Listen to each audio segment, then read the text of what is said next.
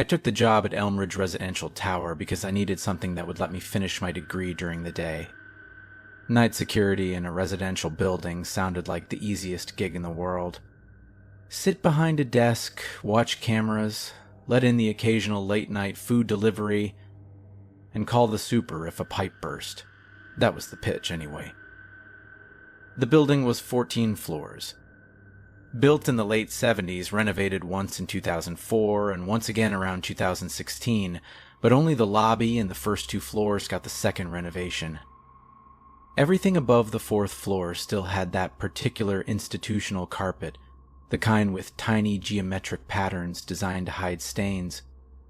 The hallways smelled like old heat and cleaning product, and the lights buzzed at a frequency you stopped noticing after about 40 minutes. I started in February. My shift was 11 at night to 7 in the morning. The previous night guy, Marcus, trained me for 3 shifts before he left. He was moving to another state for his girlfriend's job, or something like that.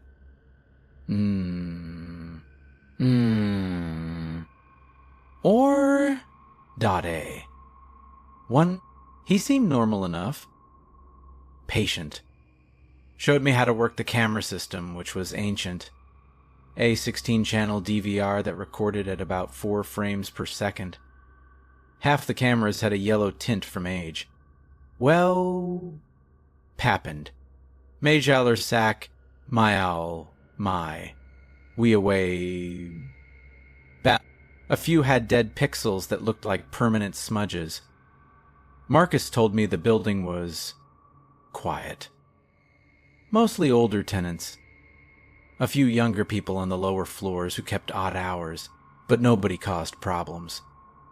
He said the hardest part of the job was staying awake. He wasn't wrong, at least at first. The complaint system was simple. Tenants could call the front desk directly my desk, or they could submit a written form and slide it under the office door if I was doing rounds. There was also an ancient intercom system built into the walls of each apartment, with a button that connected to a speaker at my station, but Marcus said almost nobody used it anymore. Most people just called on their phones. My first 2 weeks were uneventful. I did rounds every 2 hours, lobby, stairwells, parking garage, then 1 residential floor per rotation. I wasn't expected to check every floor every night. Just cycle through them over the course of the week. I kept a log. Time, location, observations. Standard stuff. It was March, maybe the 2nd week of March when I first noticed anything. I was at the desk around 2 in the morning. The phone rang. Internal line, which meant a tenant. The display showed the extension for 3C. 3rd floor, apartment C. I picked up. A woman's voice. Older, maybe 60s or 70s. She said she was sorry to bother me, but there was a sound in her walls. A tapping. Not loud, but persistent. She said it had been going on for about 20 minutes, and she couldn't sleep. I told her it might be the heating system. The building had old radiators on the upper floors and forced air below, but the pipes ran everywhere. Tapping was common, especially when the temperature dropped at night and the system worked harder. She said she understood, thanked May, and hung up. I logged it. 2:07 a.m.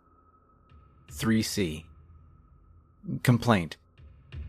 Tapping in walls. Advised likely heating system. About 15 minutes later, the phone rang again. Extension for 3F. A man this time. Younger, maybe 30s. He said there was a knocking sound in his wall. Well, rhythmic. He asked if there was maintenance happening somewhere in the building. I told him no scheduled maintenance overnight. Probably the pipes. He said it didn't sound like pipes. I told him I'd make a note and have the super check in the morning. He said fine. Logged it. 2:23 a.m. Twazev. Complaint. Rhythmic knocking in walls. Then at 2:41, the intercom crackled. The old wall unit at my station lit up. I almost didn't recognize what it was at first, because nobody had used it in the weeks I'd been there. The voice was faint, scratchy, through the ancient speaker. A woman. Different from the first one. She said, "There's something tapping in the wall behind my bed." The intercom panel had unit labels. This one read 3A. 3 complaints. Same floor. Same night. Same description. I thought about it for a minute and decided it was the pipes. The third floor shared a main water line that ran horizontally through the building before branching vertically. If something was wrong with that line here in the system, thermal expansion, a loose bracket, it could produce a tapping sound that would be audible in multiple units simultaneously. I wrote it up in the log. Recommended the super inspect the third floor water line for air pockets or mechanical noise. Straightforward. The next morning I mentioned it to Doug, the superintendent, when he came in at 7. He said he'd look into it. I went home and didn't think about it again. 3 nights later, it happened again. This time it started earlier. Around 1:15 a.m. The first call came from 3D, then 3B at 1:30, then 3E at 1:47, then 3A again at 1:52. All the same thing. Tapping. Knocking. In the wall, rhythmic. Soft. Persistent. I asked each caller if it sounded like it was coming from a specific direction. Most said the exterior wall. One said the wall adjacent to the hallway. One said she wasn't sure it seemed to move. I went up to the third floor myself, took the elevator, walked the hallway slowly. The corridor was empty, lit by those buzzing fluorescents. The carpet was the old kind, dark green with gold diamonds. Man, with Ben. Man, man, men, Ben. I stood still for a long time and listened. I couldn't hear anything.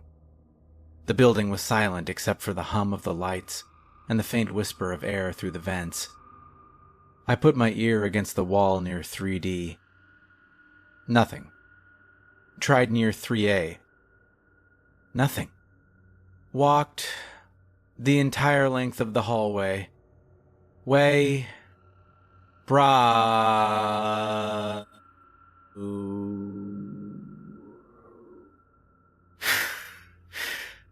Then that.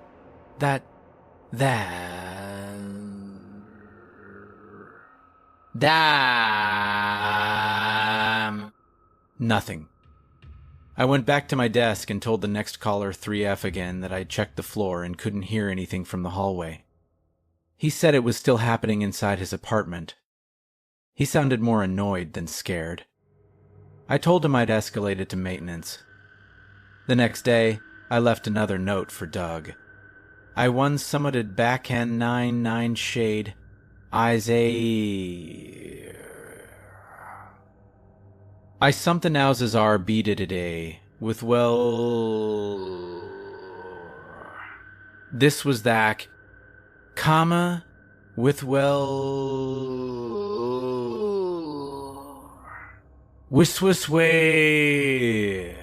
where the R day. That's was. He came by the following afternoon while I was sleeping, apparently, because when I came in for my next shift, there was a sticky note on my desk that said, "Checked third floor pipes, nothing loose, ran water, no air, we'll monitor." So Doug couldn't find anything either. Over the next 2 weeks, the complaints continued. Why? Not every night. Maybe 3 or 4 nights a week. Why? Always the third floor. Always between 1 and 3 a.m. Always the same description, a soft, rhythmic tapping inside the walls. Different tenants each time, though some repeated. By the end of March, every single occupied unit on the third floor had called at least once. I started keeping a separate page in my log just for the third floor complaints. Dates, times, unit numbers, exact descriptions. I'm not sure. It just felt like something I should track. Here's what I noticed, and it took me a while to notice because I wasn't looking for it at first. The complaints not simultaneously. That would have suggested a single mechanical event affecting the whole floor at once. No, they came one after another, in order. 3A would call first, then 3B, then 3C, then 3D, all the way down the hall. Or sometimes it went the other direction. 3F first, then 3E, then 3D, then 3C. It moved. Whatever was causing the sound, it moved from one end of the floor to the other. I mentioned this to Doug. He looked at me with a kind of blank patience and said, "Could be pressure changes in the line. Sometimes you get a cascade effect." That made sense to me. Sort of. I didn't know enough about plumbing to argue. But I started paying closer attention to the timing. I'd sit at my desk with the log open and write down the exact minute each call came in.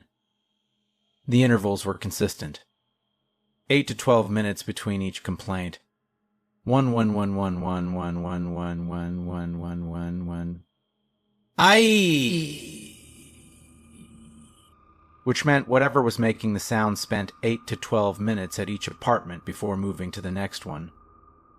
I told myself, it's just a mechanical thing. A pressure irregularity moving through the system. Fluid dynamics or whatever. But the regularity of it bothered me. Not because it was scary, not yet, but because it was so precise. Coming May trow, got it in. When same blay, kind day, and when way that wren sighted. When Mayday, coming Maydang. I day with lighted. Coming Mayday, coming gal. Coming gerstimators. Coming Mayday, add. Coming Mayday, coming Mayday. Mechanical systems don't usually produce that kind of clockwork consistency night after night. In early April, I decided to camp out on the third floor during the window. I told myself it was just to identify the sound so I could describe it accurately to a plumber or whoever Doug eventually called. I brought a folding chair from the office and sat in the hallway at the east end near 3A, starting at midnight. I sat there for an hour and heard nothing. At 1:09, my phone rang. Front desk extension forwarded to my cell. It was the tenant in 3A. She said the tapping had started again. I was sitting 15 feet from her door. I stood up and walked to her wall, the exterior-facing wall of 3A, which was also the east end of the hallway. I put my ear against the plaster. Nothing. I could not hear it. I knocked on her door. She opened it. Mrs. Vasquez, small woman, maybe 70, wearing a bathrobe. She looked tired and annoyed. I told her I was right outside and wanted to listen from inside, if she was comfortable with that. She let me in. Her apartment was small, tidy, smelled like lavender and old books. She led me to her bedroom and pointed at the far wall. I listened. I heard it. It was faint. A soft, irregular tapping. Not quite rhythmic, more like someone gently drumming their fingers on the other side of the plaster. It wasn't mechanical. I don't mean I knew that immediately. I mean the quality of it didn't sound like a pipe or a bracket or expansion. It sounded organic. It sounded like something tapping with intent. Not purpose exactly, but awareness. Like it knew the wall was there. Mrs. Vasquez looked at me and said, "You hear it?" I said yes. She said, "It moves. Give it a few minutes. It'll be at the Cohens next." She meant third base. The next apartment down the hall. I stood there for about 5 more minutes. The tapping continued soft, almost gentle. Then it stopped. Not gradually. It just stopped, like someone lifted their hand away. I thanked Mrs. Vasquez and went back into the hallway. I stood near 3B's door. Waited. At 1:22, my phone rang. The tapping had started. I knocked on his door. He was less accommodating. He didn't let me in, but he held the door open and I could hear it from his entryway. Same sound. Same quality. Soft, irregular, tapping. I went back to my chair at the end of the hallway and sat there for the next hour and a half. Every 8 to 12 minutes, my phone would ring. Next apartment in sequence. 3C. 3D. 3E. Twas. I could never hear it from the hallway. Only from inside the apartments. The next morning, I told Doug what I'd experienced. One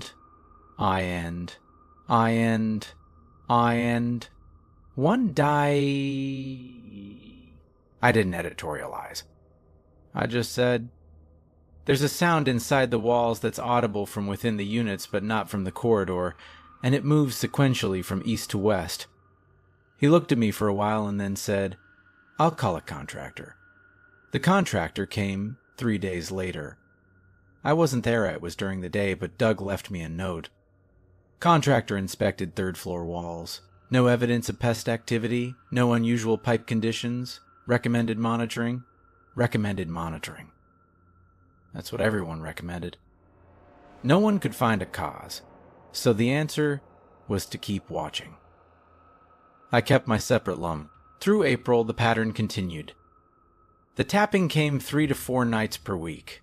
Macking, kappa... T... capping... Always between 1 and 3 a.m. Always sequential, east to west or west to east. Never skipping an apartment. The interval remained consistent, 8 to 12 minutes per unit. Then, in late April, something changed. Then... Why...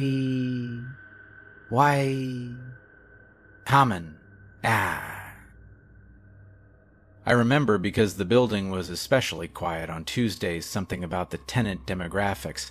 Maybe and I was doing my paperwork at the desk when the phone rang at 1:03 a.m. "Third floor, 3 a.m. I recognized her voice before she said anything. Mayor S.A. Basketh, but she didn't mention tapping. She said, "There's someone in the hallway."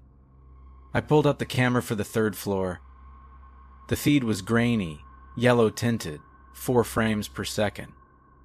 Commas and dacadas and dacadas and dacadas and dacadas and dacadas and dacadas and dacadas and dacadas and dacadas and dacadas and dacadas and dacadas and dacadas and dacadas and dacadas and dacadas and dacadas and dacadas and they want something 9 dacadas and dacadas. When you me dine 9 dacadas. Marise Basketh. The hallway was empty. I told her I didn't see anyone on camera. She said, "I can hear footsteps, right outside my door, going down the hall." Marise Basketh, I watched the camera. Marise Basketh, Marise. The image updated its 4 choppy frames per second, and each frame showed the same empty corridor. I told her I'd come up. Maris, Basketh. When the doors opened on 3, the hallway was silent and empty, exactly as it appeared on camera. I walked the length of it. Maybe... Check the stairwell doors at both ends. Both closed, both locked from the hallway side. Marase Basketh. I was about to go back to the elevator when my phone rang. Marase Basketh, 3B. Marase. There's someone walking outside my apartment, he said. Marase Basketh. I can hear them. I was standing in the hallway, directly between 3A and 3B, when the in factor, when the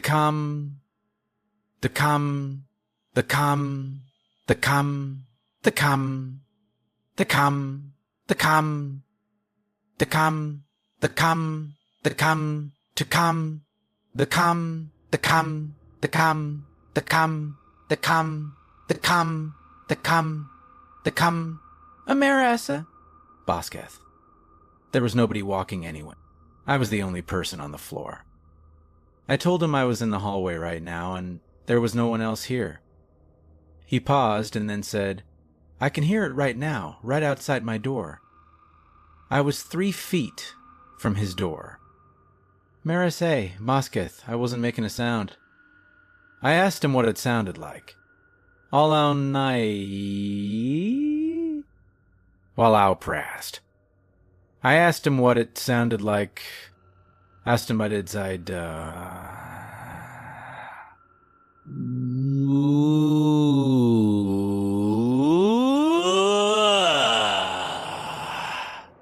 Well said. They go. But Marase. Bosketh. He said footstep. Marases. Bosketh. Amarasa. Like someone walking heel to toe very carefully on the carpet. I looked down at the carpet under my feet. Maraese. Bosketh. It stopped, he said, after a moment. Maraese. Basketh. It's gone now. Mess. Bosketh. He hung. I stood there in the hallway, breathing. Amarase Basketh. The lights buzzed. Mare esse Basketh.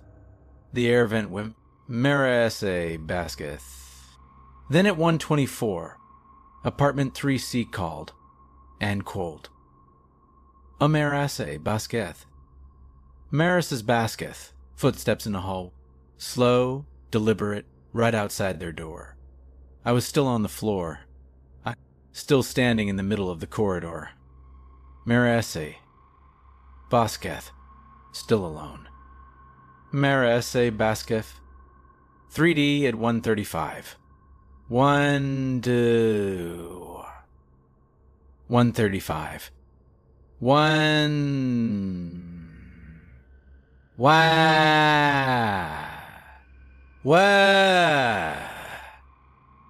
Whoa. Decide.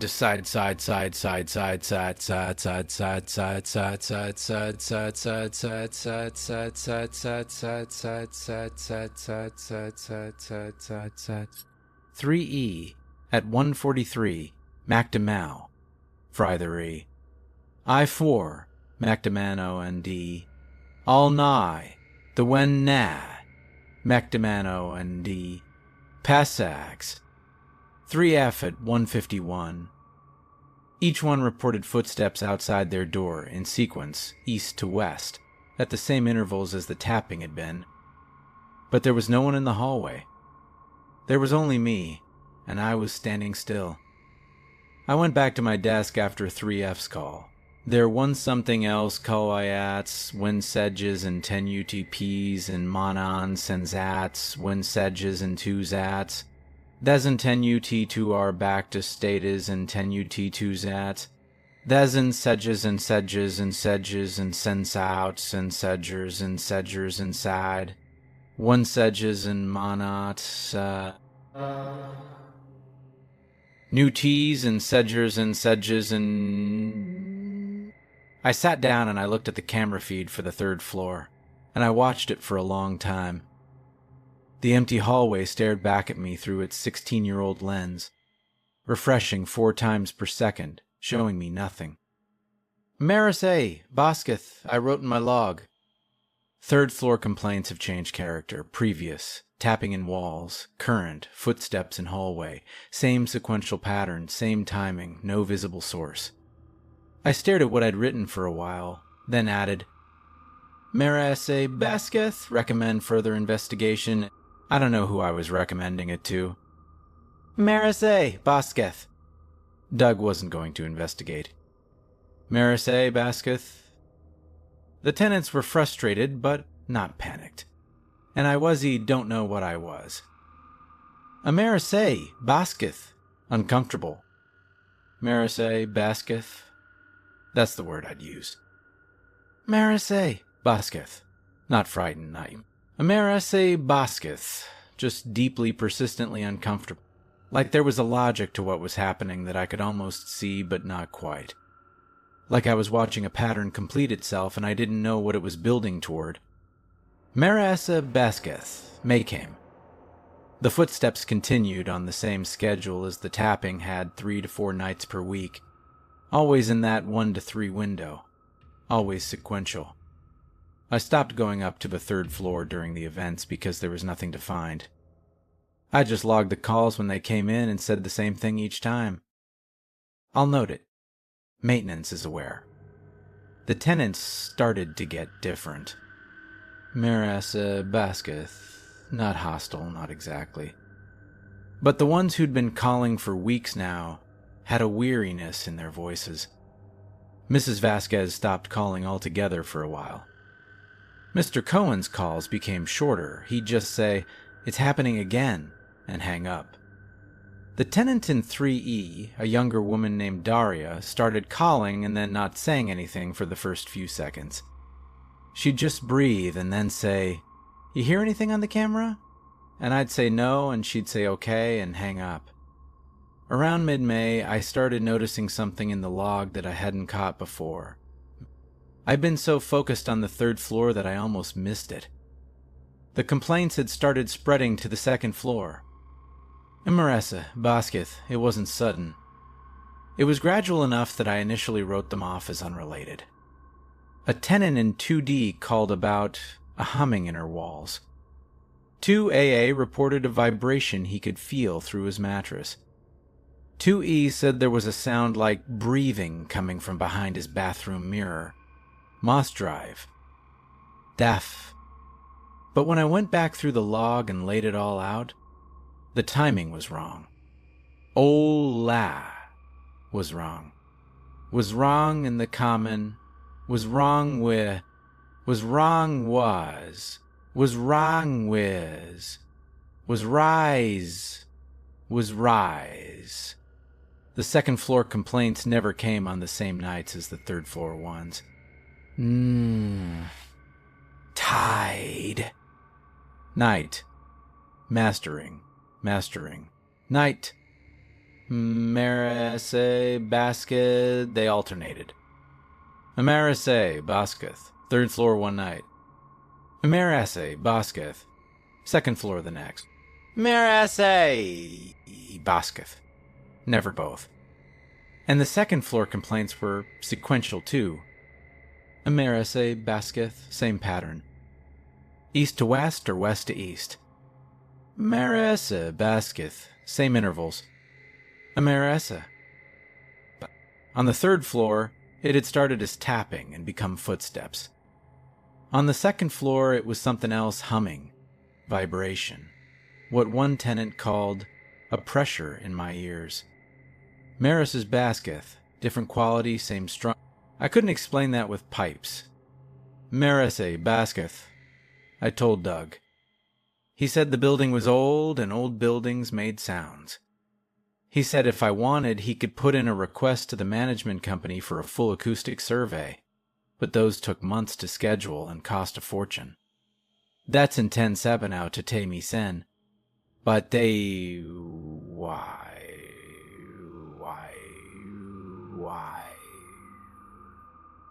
And that Towson was proppin' ass. Now sad. On the 1007. On the 1007. and ass and 7,000. He said, just keep logging it. Marise Basketh. So I kept logging it. One night toward the end of May, I was sitting at the desk at about 2 a.m. No calls had come in yet that night. Marise. But I was reading I'd started bringing textbooks to study during the dead hours when I noticed something on the camera feed. The third-floor camera showed the empty hallway, same as always. But something about it looked wrong, and I couldn't immediately tell what. I leaned closer to the monitor. Marise Basketh. The image refreshed. Marise Basketh, frame.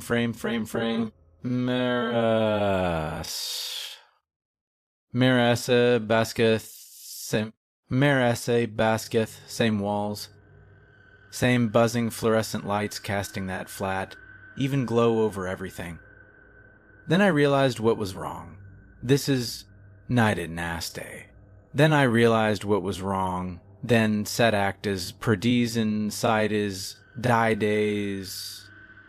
I contime tact is die days is dact is night is die days whacked. Mise, dies, tactus, die days.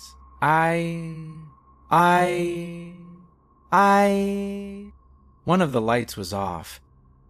The light fixture outside apartment 3C was dark. It wasn't flickering, it was completely out. I hadn't noticed it at first because the adjacent fixtures still illuminated the area enough to see. But there was a shadow there now. A slight darkening of the carpet, a dimness on the wall near 3C's door. I almost didn't think anything of it. Marise Basketh, bulbs burn out. Marise Basketh, that's normal. But then, as I watched, the next frame showed the light outside 3D go dark. Oh, rah. Fringdidax. But then dark and to a quastide.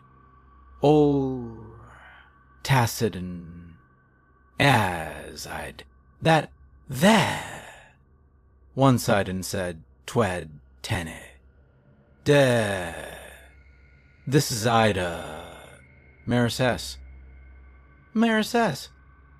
Marise Basketh. I sat up. Marise Basketh. Marise Basketh. Next frame.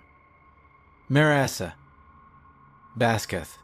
3F went dark. 4 lights. In sequence, east to west. In the span of about 4 seconds of real-time footage, captured in those stuttering 4 frames per second images. Marise Basketh. I stared at the monitor. The hallway was now noticeably darker at its center and western end. The eastern fixtures near 3A and 3B were still on. I watched for another full minute. Marise Basketh. Nothing else changed. Then, between one frame and the next, the lights came back on. Mise had the suddenly and nies and ack and des and dies and nies and does. Wise and does and does and dies and does and dar.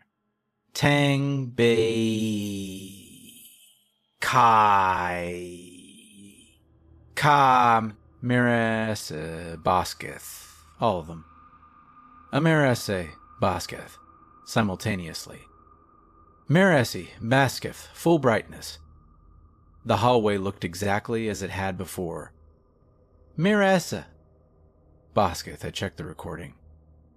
Marise Basketh. Rewound it. Marise Basketh. Watched it again. The lights went out in sequence 3C, 3D, 3E, 3E, 3F over the span of about 1 second of real time, then came back on together about 70 seconds later. I didn't know what to do with that. Marise Basketh. I logged it. I saved the recording segment, copied it to a USB drive I'd started keeping in my desk drawer. Marisse Busqueth. I didn't tell Doug. Marisse Busqueth. I'm not sure why. Maybe because I knew what he'd say. Marisse Busqueth, electrical fluctuation. Marisse Busqueth, old wiring. The building was from the 70s. When that. Marisse Busqueth, but it was sequential. It went in the same direction as the tapping. The same direction as the footsteps. Marisse Busqueth, east to west. That's when I started being afraid. But not the sharp kind, not like something was going to jump out at me. More like the slow kind. The kind where you realize the shape of something is much larger than you initially thought. Like you've been looking at one part of an animal and suddenly you understand how big the rest of it must be. Marisse Busqueth. June came. I started paying attention to things I hadn't before. The temperature on the third floor, did it feel different from other floors? Marisse Busqueth, maybe slightly cooler, but the building's climate control was uneven everywhere. The smell, was it different? Number. Same old carpet, same cleaning product, same stale air. Aunts of life. But Mecca. Bife. Marisse Busqueth, but the tenants were changing. Mrs. Vasquez, who hadn't called in weeks, came down to the lobby one night while I was at the desk. Mrs. Vasquez, who hadn't called in weeks. Mrs. Vasquez, who hadn't called in weeks, while I was at the desk. Wiley. While I was at the desk for...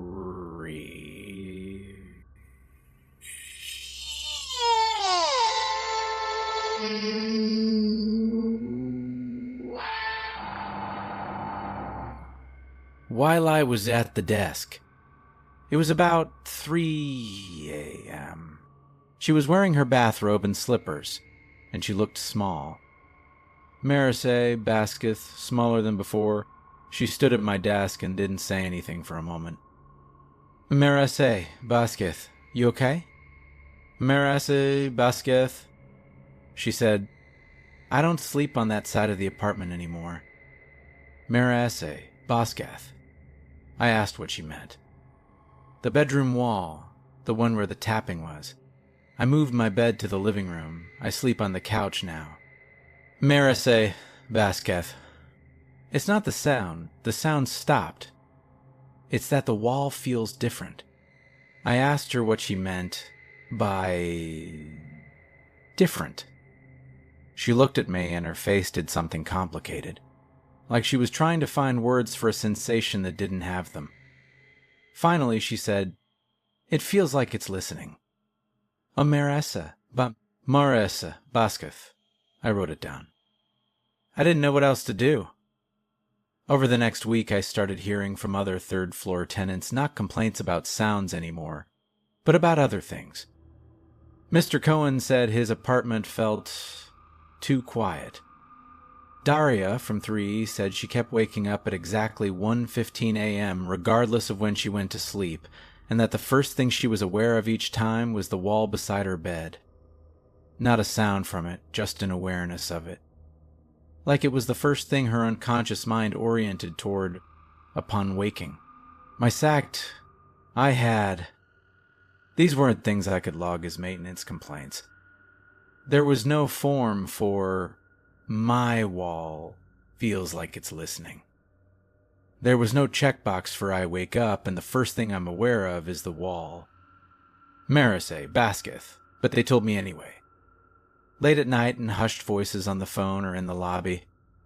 They told me because I was the only one who had been tracking it. The only one who'd heard the sequence night after night and written it down. Marisse Busqueth, I started dreading my shifts. Not because anything happened to me directly. Nothing ever happened to me directly. But because the third floor had developed an atmosphere. You could feel it when the elevator doors opened. Marisse Busqueth. The hallway looked the same. Same carpet, same lights, same walls.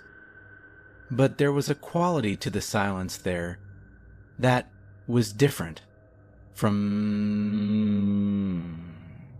every other floor. It was a silence that felt occupied, like the air was holding something in suspension. I did my rounds on other floors and felt nothing. 4th floor. Normal. 5th floor. 6th, 7th, 8th, all normal. Normal, boring, quiet, residentially mundane. But when I stepped onto 3, my body responded before my mind did. Normal. My shoulders would tense. Normal. My breathing would shallow. And I'd find myself walking faster than I intended to. Near the end of June, something happened that I still think about. I was doing a round on the 3rd floor at about 12:30 a.m. before the usual window when things happened. I was walking west to east, checking that the stairwell doors were closed, that nothing was obstructing the fire exits, standard stuff. As I passed apartment 3D, I noticed their door was slightly ajar. Not wide open. Just barely unlatched.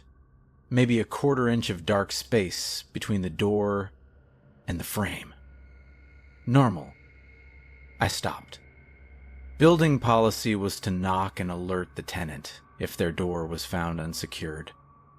I raised my hand to knock, and then I heard something from inside the apartment. Normal. Very faint. Normal. Normal. It was tapping. Normal. But not from the walls. Normal. It was from the floor. A soft, slow tapping on hardwood 3D was one of the units that had been upgraded from carpet at some point. Normal, like fingertips on wood. Normal. Normal. Not fast. Normal. Not urgent. Normal. Just present. Normal. I knocked. Normal. The tapping stopped. No one came to the door. Normal. I knocked again. Normal. Your door was open. Just checking in. Normal. Nothing. Normal. The 1/4 inch gap of darkness beyond the door didn't change. Meiste Y Kopien. Oland Die se Pra. Normal, I should have opened it. Building policy said I could if I had reasonable concern about tenant safety. Normal, but I didn't open it. I stood there for maybe 15 seconds, and then I pulled the door shut until the latch clicked. I walked back to the elevator. My hands weren't shaking, but there was something happening in my chest, a tightness, a compression, like my ribs were slowly being squeezed. The next day I looked up who lived in 3D. Maybe save up, maybe buy, display,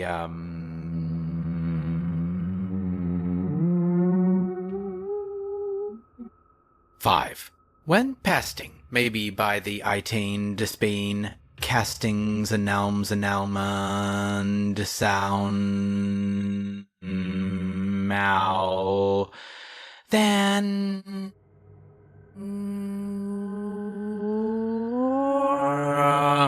normal. A man named Gerald Proctor.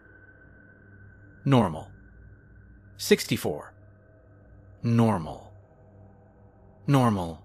Lived alone. I'd never spoken to him. He'd never called with a complaint, not even during the weeks when everyone else on the floor was reporting the tapping.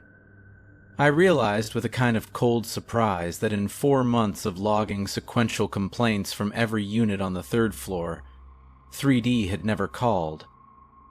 Normal. Not once. I went through my entire log. Normal. Every entry. Normal. Every date. 3A, 3B, 3C, 3E, 3F. All present. Multiple times. Normal. 3D. Normal. Nothing. Normal. 0 complaints.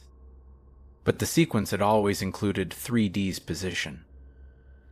When I'd track the timing, 3C calling at, say, 1.15, and 3E calling at 1.35, there was always that 8 to 12 minute gap between them.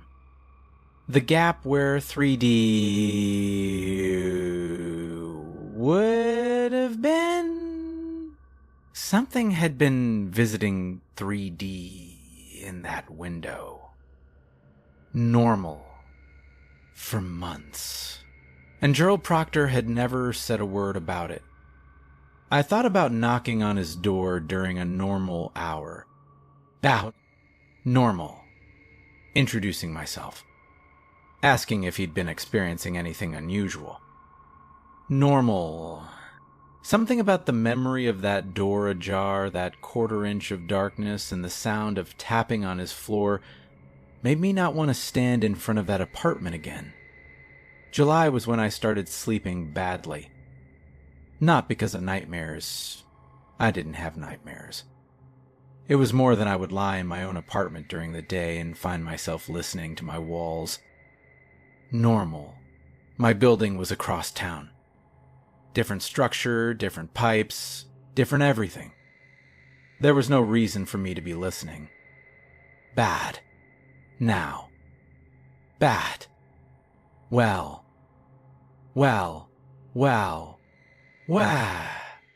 No. But I'd catch myself doing it, lying very still in bed, holding my breath, ear tilted slightly toward the plaster, waiting. Normal. I never heard anything. But the waiting itself became a kind of ritual I couldn't stop. At work, the third-floor calls tapered off. Not because the phenomena stopped, at least, I don't think so, but because the tenants stopped reporting it. Normal. Mrs. Vasquez never called again. Mr. Cohen moved out at the end of June. I processed his key return. He didn't say why he was leaving. He didn't look at me when he handed over the keys. Daria stopped calling too, though I saw her in the lobby occasionally. Normal. She looked thin. Normal. Polly. She always glanced toward the elevator when she passed it, even when she was headed for the front door. The quiet from the third floor should have been a relief.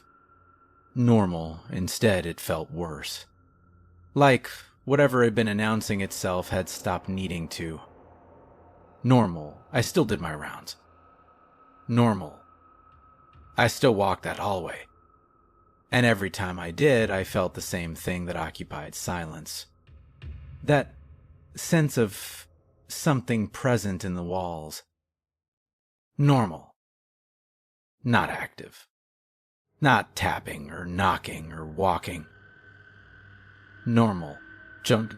Normal. Normal. Like it had finished arriving. In mid-July, Doug told me that Gerald Proctor in 3D hadn't been seen in 2 weeks. No one had reported him missing. He had no family in the area. No regular visitors. But his mail was piling up and he hadn't answered Doug's knocks about a scheduled maintenance check. Normal. They did a wellness check. Normal. Police and Doug together. I wasn't there. It was during the day, but Doug told me about it that evening. Gerald Proctor was in his apartment. Normal. He was alive. He was sitting in a chair in his living room, facing the east wall. He was responsive. He answered questions, confirmed he was okay, said he didn't need medical attention. He said he'd just been resting. Doug said the apartment was clean. No signs of distress, no odor, no indication of anything wrong. Normal. Gerald was thin but lucid. He told the police he was fine, and they left. Normal. Weird guy, Doug said. He was just sitting there in the dark, facing the wall. Normal. Which wall? Normal, I asked. Normal. What do you mean? The wall he was facing. Was it an exterior wall or an interior one? Interior, I think. The one between his apartment and 3C. Normal. Normal. Why? Normal, I said, never mind. Normal. I said it didn't matter. But I thought about it for a long time that night. Well, we TC. We TC. We. My dad. We. Ha. Gerald Proctor, sitting alone in his dark apartment, facing the wall that separated him from 3C, facing inward toward the building's core, as if he were looking at something on the other side, ifing, or as if something on the other side were looking at him and he was meeting its gaze. I've thought about that image more than anything else that happened. Normal, more than the tapping. More than the footsteps I couldn't see. More than the lights going out in sequence. Gerald Proctor, sitting in the dark, facing the wall. Normal. Normal. Normal. Normal. Normal. I handed in my notice. I told them I needed to focus on my coursework, which was partly true. Normal. My grades had slipped. I was distracted, sleeping badly, spending too much mental energy on something I couldn't resolve. My last shift was August 14th. Normal. Nothing remarkable happened that night. Normal, the building was quiet. No calls from the third floor. One.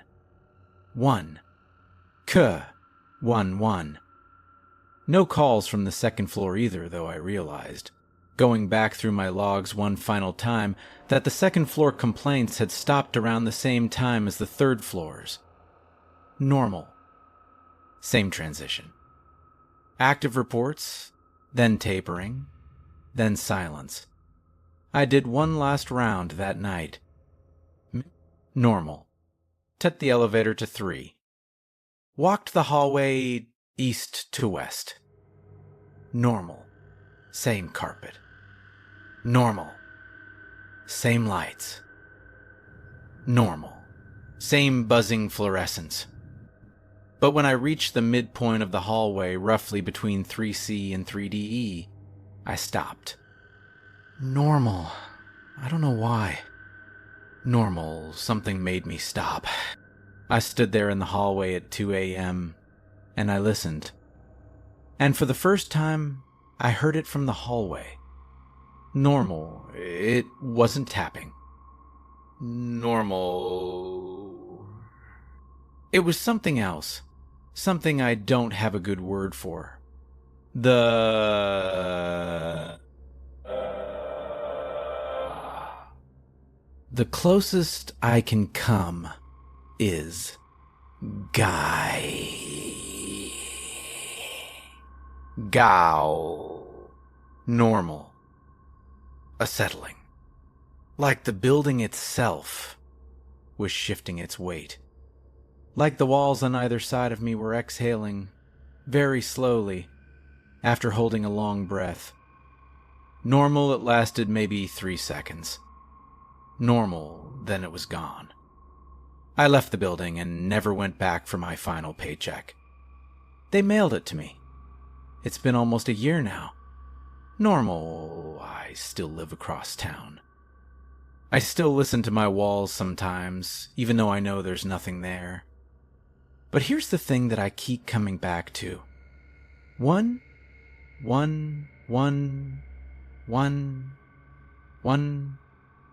The thing I can't put away.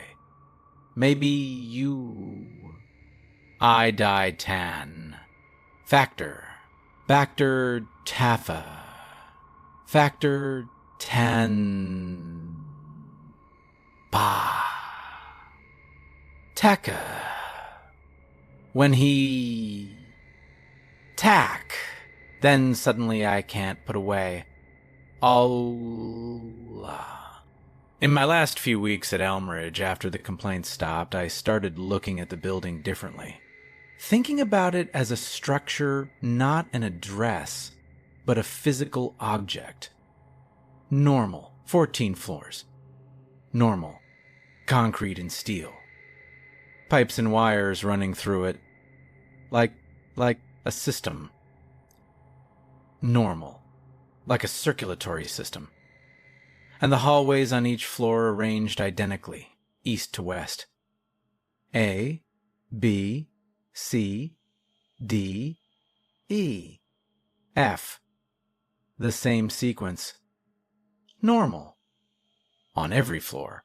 The tapping started on 3. Then it moved to 2, but it didn't stop. It just went quiet. The tenants stopped calling because the sound stopped being external. Whatever the pattern was, it was still completing itself. Still moving. Not through the walls anymore. Through something else. I think about the tenants who were still there. Backing. Misais Vasquez, sleeping on her couch. Daria, waking at 1:15 a.m. with her attention pinned to the wall. Gerald Proctor, sitting in the dark, facing inward. I think about how the building has 14 floors and how I only ever tracked 2 of them before I left. I think about what it would look like in the log if the sequence had moved upward instead of downward. 1. Dis tack. Well stock. Floor 4. Floor 5. Floor 6. All those apartments. All those walls. All those people lying in their beds at night with their backs to the plaster, not knowing that something was working its way through the structure around them, apartment by apartment, floor by floor, in perfect order. I still have the USB drive with the camera footage. The lights going out in sequence. I've watched it more times than I should admit. And every time I watch it, I notice the same thing, and it makes my stomach drop the same way. The lights go dark. 3C, 3D, 3E, 3F. East to west. And then they come back on. But in the frame, just before they return, the last frame of darkness, there's something in the hallway. Not a shape. Not a figure. Nothing I could describe in any useful way. It's more like the darkness in that last frame has a density to it. A specificity. Like it's not just absence of light, but presence of something else. Something that was standing in the hallway during that 70 seconds of darkness, occupying the space. I've zoomed in. I've adjusted the brightness and contrast. I've shown it to one person, a friend who does video work, and she said it was probably just compression artifacts. The camera was old, the codec was ancient, and 4 frames per second creates all kinds of visual noise. She's probably right. But she didn't see the way it stands there. The way the density of it is shaped. The way it's oriented. It's facing the walls. I don't work nights anymore. I switched to a day job data entry at a medical office. Boring. Safe. Surrounded by people during business hours. I finish my shift and go home while it's still light out. But I still don't sleep well. And on the nights when it's worst, the nights when I lie awake past 1 a.m. and the city is quiet and my apartment feels too still, I catch myself doing the thing that scares me most. I'll be lying there in the dark and I'll realize that I've turned to face the wall. Not deliberately. Not consciously. I'll just find myself in that position on my side, face toward the plaster, as if I'm waiting for something to begin. And in those moments, I swear the wall feels closer than it should be. Not physically. I know the room hasn't changed dimensions. But there's a sense of proximity that has nothing to do with distance. Like something on the other side has finally learned my address. I haven't heard anything yet. No tapping. No knocking. No footsteps. But I think about Gerald Proctor and how he never filed a single complaint. How he sat in his chair facing the wall in the dark and told the police he was resting. How whatever was happening on that floor moved through every apartment in sequence, and when it reached his, it didn't just pass through. It stayed. I don't know what's in the walls of Elmridge Tower. I don't know if it's in my walls too, or if it's something that only lives in that one building, in that particular arrangement of concrete and wire and pipe. I don't know if the tenants who are still there are fine, or if they've all become Gerald Proctors sitting quietly in their apartments, facing inward, waiting. I do know that something moved through that building in sequence. Apartment by apartment. Floor by floor. Patient and methodical, and absolutely precise. And I know that it learned the building the way you'd learn a body by touching every part of it, slowly, in order, until you understood the whole structure. And I know one more thing, which is the thing that keeps me awake. The complaints started on the 3rd floor, then the 2nd floor. Then they went quiet, not because they ended, but because the tenants stopped being separate from whatever was happening. They stopped noticing it, the way you stop noticing your own heartbeat.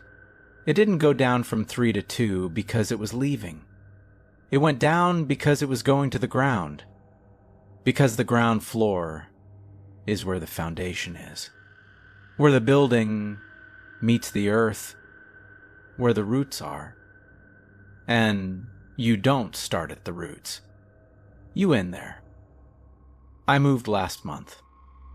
New apartment, new building, other side of the city. I didn't tell anyone why. The first night in my new place, I couldn't sleep. New building sounds, new temperature, new everything. Normal. I lay in bed and listened to all the unfamiliar creaks and clicks of a structure I didn't know yet. At 1:15 a.m., I heard a sound in the wall behind my bed. It was probably the pipes.